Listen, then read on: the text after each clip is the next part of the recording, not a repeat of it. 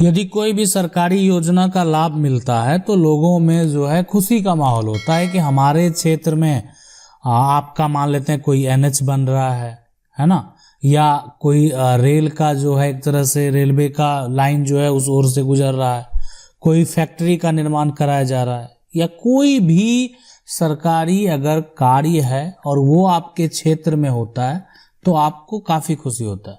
लेकिन दुख किसको होता है? दुख उसको होता है कि जिनका निजी जमीन अगर अधिग्रहण किया जाता है सरकार के द्वारा, किसी का जो निजी जमीन जिसका वो उपयोग कर रहा था, जिसपे वो व्यक्ति जो है वो खेती कर रहा था, जिसपे उसका फसल जो है वो लगता होगा और उनकी पूर्वज की बाप दादा की संपत्ति है, जब वो जाता है उस योजना में तो उस समय दुख तो होता है।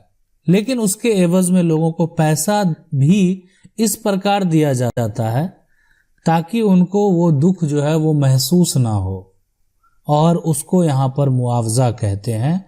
यानी सरकार के द्वारा अगर कोई भी अगर एक तरह से रोड ही आपके क्षेत्र में बन रहा है और रोड में अगर आपका जमीन जा रहा है तो सरकार के तरफ से जो है, यानी आपका जितना, आप कोई व्यक्ति का ये प्लॉट पूरा गया है ना, तो इसको मेजर किया जाएगा, हो सकता है इधर से भी कवर हो इधर से भी कवर हो, और कितना आपका एरिया गया उसके हिसाब से जो उसका वर्तमान कीमत है उसका 4 गुना मुआवजा दिया जाता है।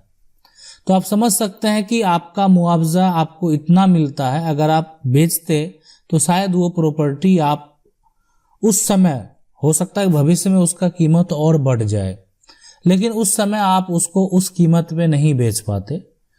तो एक हिसाब से अगर देखा जाए तो जो एक तरह से जिनका जमीन जाता है उनको दुख भी होता है, और अगर एक हिसाब से देखा जाए तो लोग सोचते हैं चलो उसके एवज में हमको पैसा जो है वो मिल रहा है।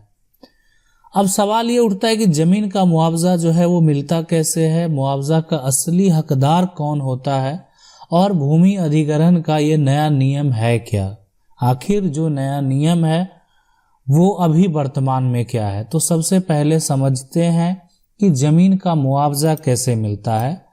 देखें, जमीन का जो है सबसे पहले जो राजस्व के अधिकारी होते हैं वो कैंप लगाते हैं और सबसे पहले उसको मेजर करते हैं कि किधर से इसको जो है इस रोड का निर्माण करना है। उसका पूरा मेजरमेंट किया जाएगा, उसको नापा जाएगा और ये देखा जाएगा कि किसके प्लॉट से, है ना, किसके प्लॉट से यानी किस प्लॉट नंबर से कितना एरिया जमीन है, ये हो गया। अब कहने का मतलब आप इसको ऐसे समझ सकते हैं कि यहाँ पर एक 100 नंबर का प्लॉट है जिसका मान लेते हैं 2 कट्ठा, या अगर बात करें स्क्वायर फीट में, है ना, या तो जो है 3000 किसी का स्क्वायर फीट जा रहा है, तो ये एरिया जो है उसका जा रहा है। अब उस स्क्वायर फीट के हिसाब से, कट्ठे के हिसाब से, गज के हिसाब से, इसलिए हर राज्य का तो जमीन को मेजर करने का तरीका अलग अलग है। लोग कहीं डिसमिल में मेजर कर रहे हैं, कहीं गज में मेजर कर रहे हैं, कहीं स्क्वायर फीट में मेजर कर रहे हैं, कहीं कट्ठे में मेजर कर रहे हैं। तो ये जो हर राज्य का अलग अलग नियम है ना, तो उस हिसाब से जितना भी आपका एरिया जाएगा तो एरिया वाइज जो है सरकार के द्वारा पैसा तय कर दिया जाता है। यानी जिसका जितना एरिया जाएगा उस हिसाब से उसको उतना पैसा मिलेगा। हो सकता है कि किसी का एक प्लॉट लंबा प्लॉट होगा तो उसका ज़्यादा एरिया कवर हो गया तो उसका तो ज़्यादा प्रॉपर्टी चला गया तो आपका जो है एक तरह से मुआवजा है वो भी अधिक मिलेगा।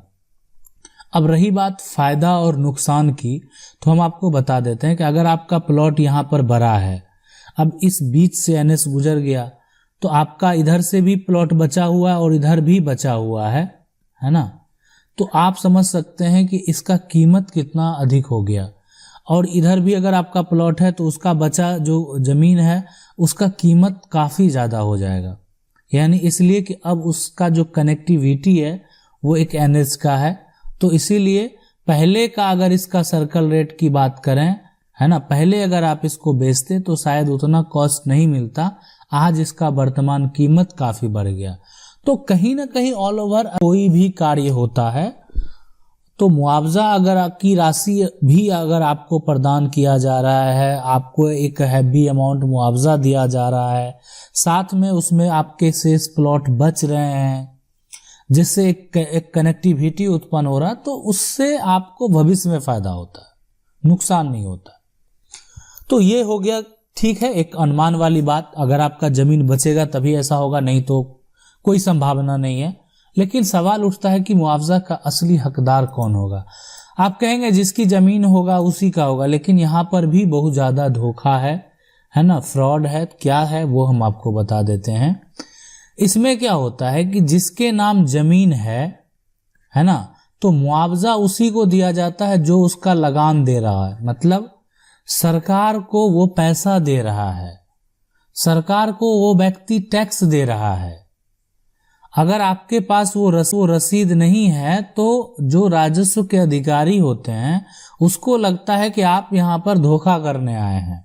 तो अगर कोई गलत तरीके से भी जमीन का रसीद बनवा लिया तो उसका मुआवजा का लाभ जो है तत्काल में उठा लेता है, लेकिन फिर मामला जब कोर्ट में जाएगा, उस पे केस फाइल होगा, उस पे अगर देखा जाएगा कि वो फ्रॉड किया है तो बाद में वो रिकवर भी होता है। लेकिन थोड़ा देर के लिए धोखा तो हो सकता है। बहुत ऐसे होते हैं कि जमीन का क्या होता है कि जमीन का रजिस्ट्री हो गया, लेकिन जमीन है किसी और के पास में, कब्जा भी किसी और का, लेकिन वो व्यक्ति दाखिल खारिज नहीं कराया, या उसका दाखिल खारिज जो है हुआ ही नहीं किसी विवाद के चलते। अब समस्या क्या उत्पन्न हुआ? समस्या उत्पन्न हुआ कि जमीन चला गया सड़क में। अब सड़क का मिल रहा था मुआवजा, जमीन जो है यानी जो एक तरह से जो राजस्व के अधिकारी अनुमंडल स्तर के जो अधिकारी होते हैं वो आपको या तो चेक, पहले चेक के माध्यम से मिलता था, अब बहुत जो है वो डायरेक्ट अकाउंट में ट्रांसफर कर दिया जाता है वेरीफाई करने के बाद। तो इसलिए कि बीच में भी काफी एक तरह से दिक्कत का सामना लोगों को करना पड़ता था। तो इस लोगों के सहूलियत के लिए ऐसा किया गया ताकि बिचौलिए जो हो वो किसी प्रकार का कोई लाभ ना उठा पाए। तो इसीलिए डायरेक्ट जो है अकाउंट में ट्रांसफर कर दिया जाता है। और बहुत ऐसे जो है सरकारी, राज्य सरकार की योजना है जहां पर चेक के माध्यम से भी पेमेंट किया जाता है, तो वो भी आप जो है एक तरह से प्राप्त करके अपना पैसा अकाउंट में ले सकते हैं। अब सवाल उठता है यहाँ पर सबसे बड़ा कि अब क्या हुआ कि सड़क का जब एक तरह से पूरा नापी किया गया तो पता चला कि ये जमीन जो है ये इस व्यक्ति के नाम से है सरकार के रजिस्टर में। देखें, रजिस्ट्री किसी को हो गया तो इसका मतलब ये तो नहीं नाम सरकार के दस्तावेज में दर्ज हो गया। निबंधन कार्यालय में उसको एक दस्तावेज मिला, अब वो रजिस्ट्री सही है या गलत है, तो जब तक उसका म्यूटेशन नहीं किया जाएगा तब तक उसको सही का मान्यता नहीं मिलता है। अब संपत्ति के जो विक्रेता थे उसी के परिवार के लोग उसका मुआवजा ले लिए, है ना, और उसी जो एक तरह से वो उनके पूर्वज रजिस्ट्री किए उसी को वो अवैध बता रहे हैं। और ऐसा मामला आज भी कोर्ट में लंबित है।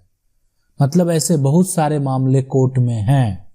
फैसला तो उसी के पक्ष में होगा जिसका रजिस्ट्री है, इसीलिए कि अगर वो रजिस्ट्री सही साबित हुआ तो मुआवजा भी उसी को मिलेगा और उससे पैसा वसूला जाएगा जो लिया है गलत तरीके से।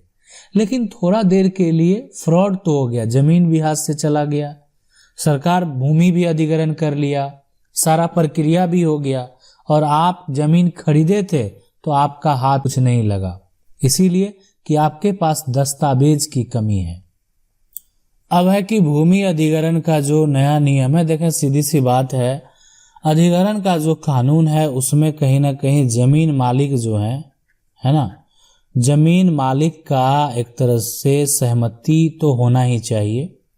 अब बहुत ऐसे कानून लाए गए राज्य सरकार के द्वारा हो या केंद्र सरकार के द्वारा हो, जिसमें क्या किया गया, जमीन मालिक का जो सहमति है उसको खत्म करने का प्रयास किया गया, लेकिन ना ये संभव हुआ है, या हो सकता है कि भविष्य में वो जैसा गवर्नमेंट के ऊपर है। लेकिन ये जब भी ऐसा किया गया लोगों के द्वारा विरोध किया गया और बाद में जो है उसको वापस भी एक तरह से ले लिया गया। लेकिन अगर बात करें अधिकतर, अगर यहाँ पर है कंडीशन है 70 से जो है 80% अगर लोग सहमत हैं और बाकी कुछ लोग सहमत नहीं भी हैं, मतलब इतने परसेंटेज लोग अगर सहमत हो गए तो आपका जमीन, आप सहमत हो चाहे नहीं हो, आपका जमीन आपके हाथ से चला जाएगा।